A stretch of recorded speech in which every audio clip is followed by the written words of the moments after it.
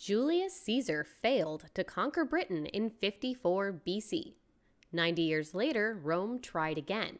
Let's take a look at all the fictional stories about Roman Britain as told through TV and movies. In chronological order, the first show in our marathon is Britannia, which ran from 2018 to 2021. It's 43 AD.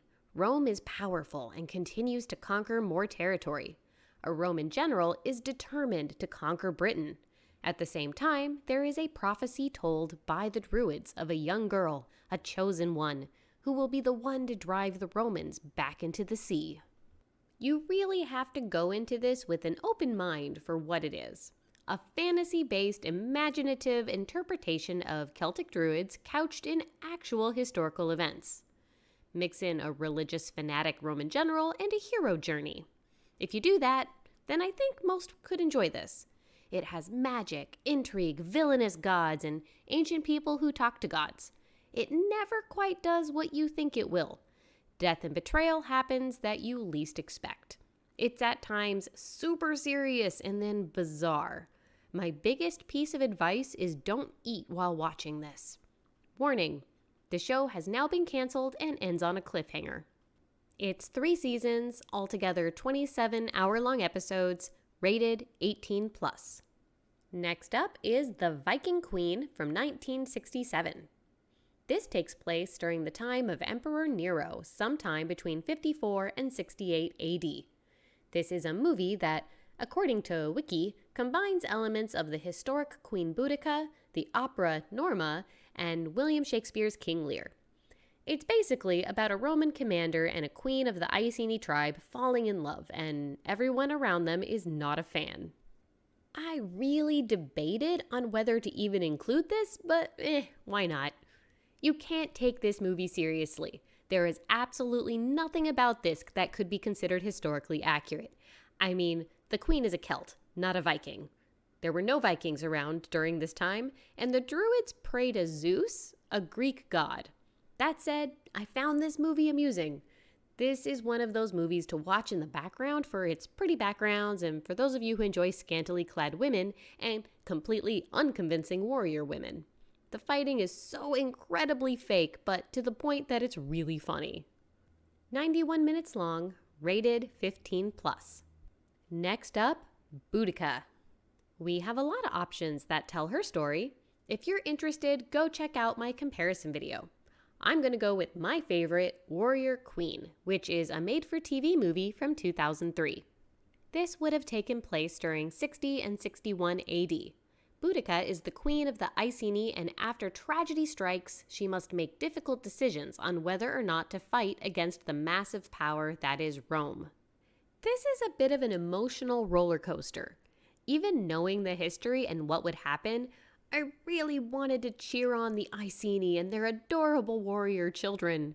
There is romance, action, and a bit of politics. Also, a teeny tiny bit of magic. It kept me interested and engaged the entire time, and I would certainly recommend it. 98 minutes long, not rated, but I would say adult only, 18+ for sexual violence. The next couple we're looking at are all different fictional tellings surrounding Rome's 9th Legion, which disappeared in Britain in 120 AD. The first one is Centurion, a movie from 2010. It's been 100 years, and Rome is still trying to conquer Britain. There is some politicking happening over whether or not they should still be there, but no matter the case, the soldiers follow orders.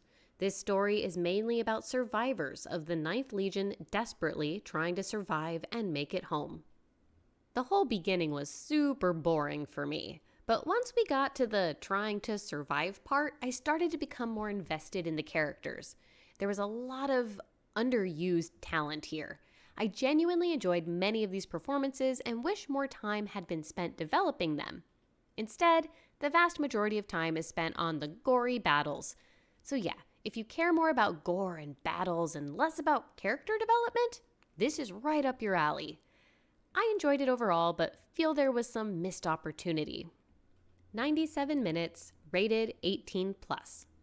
Now let's talk about The Eagle, a movie from 2011. This takes place in 149 AD. Our main character is the son of a commander of the 9th Legion who disappeared. He wants to regain his family's honor by finding the eagle emblem lost with the Legion. This means traveling to northern Britain with a local guide. This was the complete opposite of the last one, which means it was right up my alley. Tons of character development as the Roman soldier and his guide face peril and hardship together while also learning about each other. Total bromance. There are still some action-packed scenes, but not as gory. I can't say it was my favorite movie ever or even in the realm of epic, but I was invested.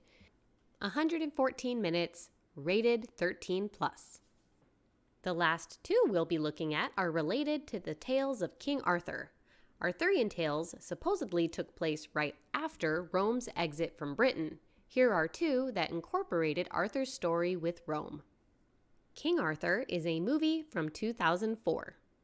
It takes place sometime between 452 and 467, near the end of Rome's occupation of Britannia.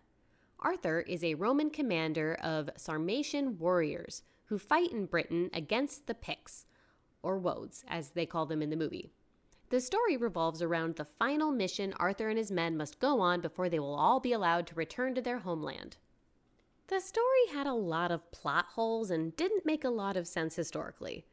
I enjoyed the friendly banter between the characters, but they could have traded out the names Arthur, Lancelot, Gawain, and so on with other names, and although sharing some themes of uniting Britain, no one would have known this was supposed to be an Arthurian tale.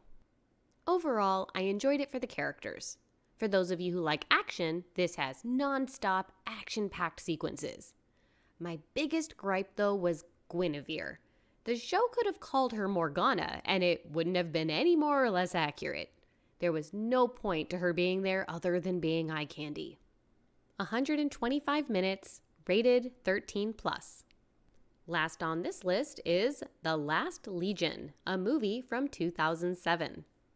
This takes place about 475 AD, during the time of Emperor Romulus Augustus and the end of the Western Roman Empire.